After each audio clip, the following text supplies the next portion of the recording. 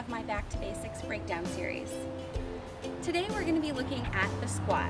I'm going to be showing you what proper squat form looks like and how to make the squat easier and make the squat more challenging. So let's get started.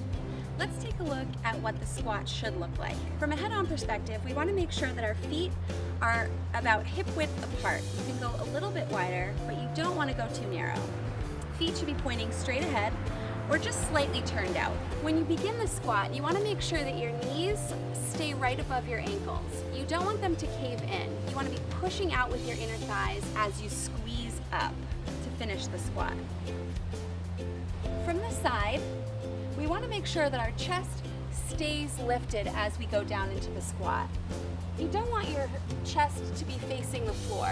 You want to bring that up, so sit back into the squat. You also want to make sure that your knees aren't going in front of your toes. It feels a little uncomfortable to sit back into the squat, but we want to keep our knees safe.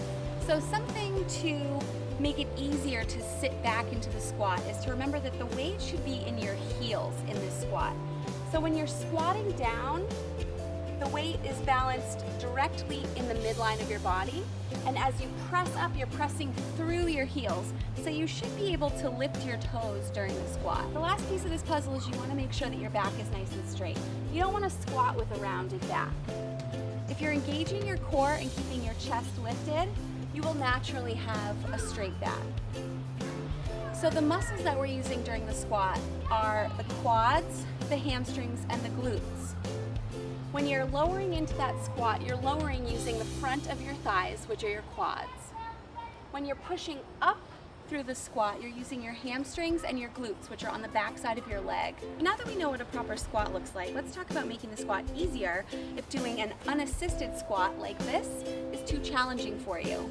So if you're missing any of those pieces that I was just talking about, regressing the squat is how you're going to strengthen those weak muscles so that you can perform an unassisted squat properly.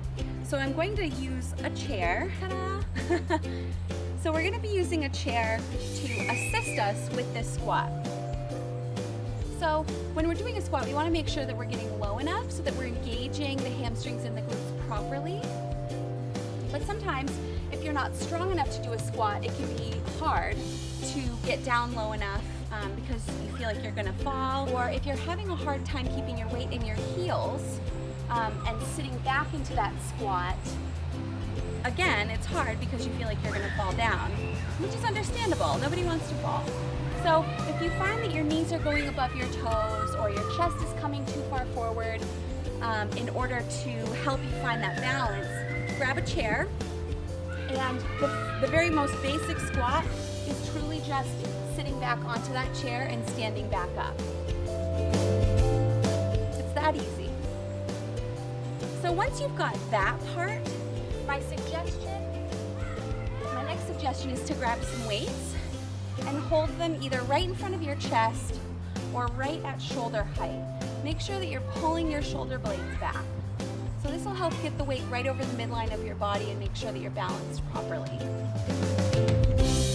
And then just squat back and stand back up. Just like if you were sitting on your couch, getting up and down from your office chair. And if it starts to get too tiring, you can always drop your weights and go right back into a weightless assisted squat. So once you've mastered an assisted squat, try an unassisted squat with no weights. Let me show you where to hold your weights when you're ready to add weights to the unassisted squat. In my Back to Basics video, I showed you this position for squatting, holding the weights on the outside of each leg. There are other places that you can hold weights that will challenge your balance and work different muscle groups. So holding your weights here is sort of the average place to hold your weights. Your weights are directly through the midline of your body, so they're not challenging any specific muscle group more than another one. If you have a weaker backside, so weaker hamstrings and glutes, you can hold the weights directly in front of your chest, and it'll actually help you sit back a little bit further so you can work those backside muscles more. If your quadriceps are weaker, holding the weights back on your shoulder will help you work those front leg muscles, as well as your core and your back. So how can you make a squat harder? It seems fairly simple to do a squat and to regress the move, but making a squat more challenging is challenging. So let's talk about how you can do that. One of the ways is to have a narrower foot stance. And with a narrower foot stance, you want to make sure that you are really sitting back and that your knees are staying directly in line with your toes. So you want to make sure that you really have the unassisted squat down before you start to move your feet in. And just a slightly narrower stance than normal, so like a foot width, for instance, is the best way to start with a narrower foot stance.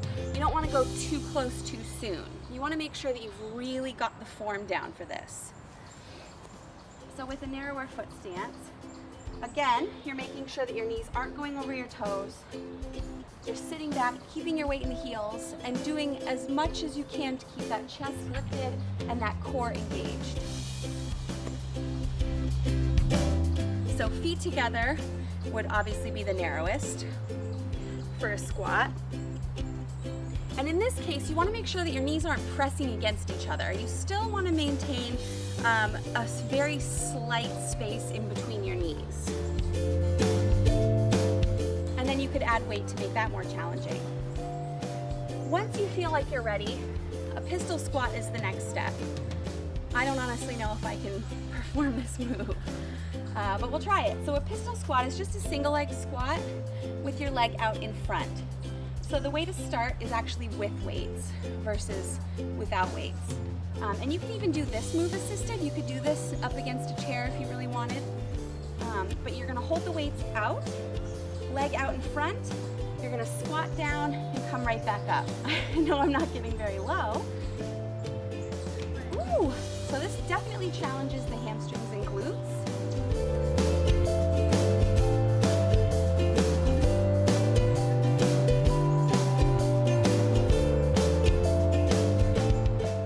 Good at it. And you would want to try to go as low as possible, as low as you can, until you're all the way to the ground. Ooh, I kind of did that one. And then eventually with no weights. So that is the breakdown for squats. We went over good form, how to regress the move, and how to make it harder. I'll see you next week when we break down the plank. Thanks for watching. Bye.